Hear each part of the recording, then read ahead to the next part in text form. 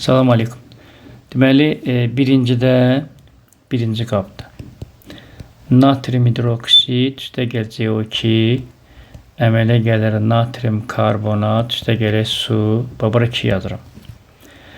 İkincidə kalsium hidroksid üstəgəl CO2 kalsium karbonat üstəgəl su.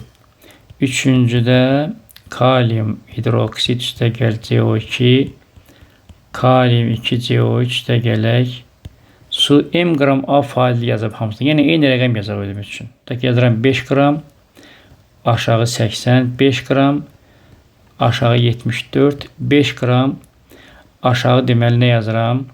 Deməli 100, deməli 12. Və sıramda buradan görsəniz 5 bölü 80, 5 bölü 74, 5 bölü 12. Hansı böyükdür? 5 bölü 74. Çünki hamısında sürət eynidir. Sürət deyilmə, yuxarı kütlə eynidir.